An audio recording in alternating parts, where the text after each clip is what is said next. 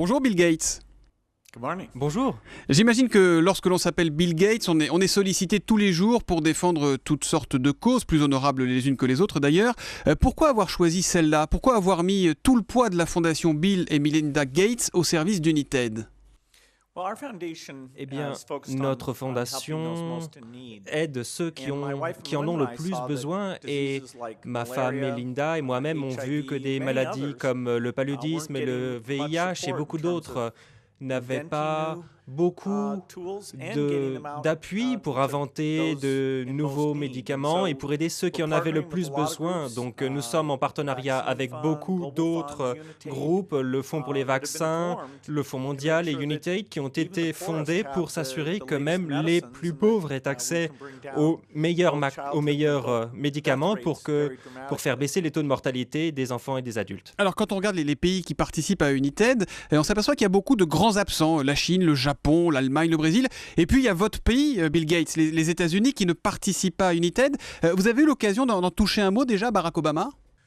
Dans le cas du VIH, les États-Unis sont déjà très généreux dans ce domaine. C'est le plus généreux, avec ce meilleur exemple. La France est aussi très forte dans ce domaine.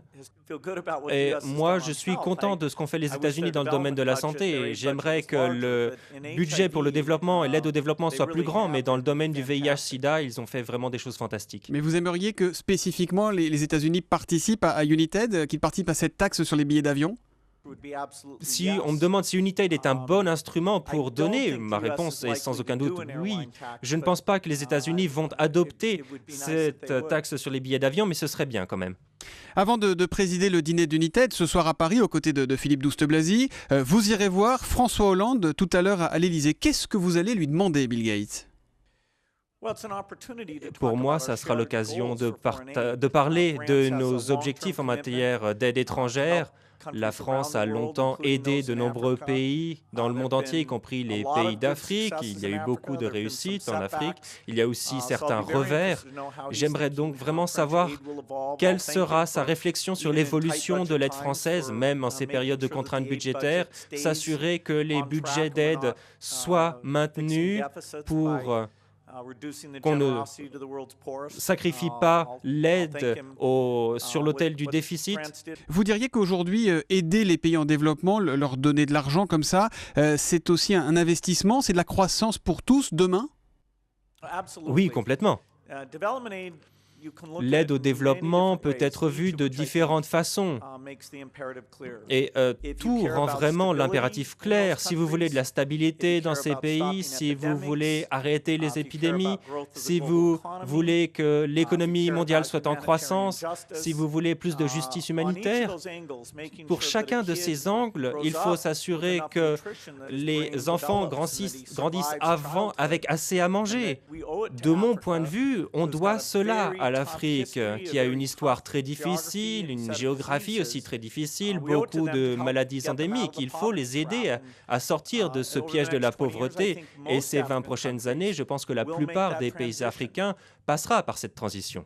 Vous savez qu'ici en France, le chef de l'État, François Hollande, est en pleine tempête post-électorale. Quel conseil vous allez lui donner pour ce qu'on appelle dans le monde de l'entreprise, que vous connaissez parfaitement, sa gestion de crise? Je ne suis pas vraiment un expert de la politique française, mais je crois qu'il est fantastique que la générosité en matière d'aide soit maintenue. C'est ça mon domaine de connaissance. J'espère que l'on aura la possibilité de se rencontrer et de parler de ces sujets. Je sais que son emploi du temps est très serré, son temps est précieux, et ce serait vraiment génial de pouvoir parler un petit peu, oui. Beaucoup d'entreprises internationales estiment, Bill Gates, que le problème avec la France, c'est son instabilité fiscale, que les règles changent tout le temps ici, à tel point qu'il y a quelques semaines, François Hollande est allé à la rencontre des entrepreneurs dans la Silicon Valley pour les rassurer. Est-ce que vous trouvez que la France est un pays fiable pour un chef d'entreprise? La France a eu beaucoup de réussites économiques et il y a beaucoup de concurrence entre les pays pour voir quelles sont les politiques qui permettent d'obtenir les plus grands succès. Mais vous, aujourd'hui, si un jeune chef d'entreprise venait vous demander des conseils, vous lui conseilleriez de venir en France? C'est un pays attractif pour vous? Il y a beaucoup de diversité, mais en tout cas, ce dont il faut s'assurer, c'est que les PME qui démarrent en France aient accès à du capital risque.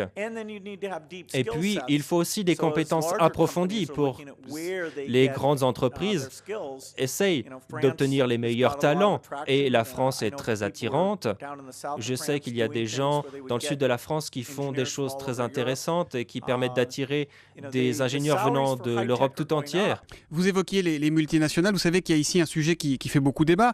C'est cette tendance de certains grands groupes à flirter avec la légalité. Ils font ce qu'on appelle de l'optimisation fiscale. Alors c'est Google qui serait sur le coup d'un redressement géant, c'est Facebook. Ça vous choque ou c'est le jeu, ça? C'est la loi de la mondialisation, il faut l'accepter?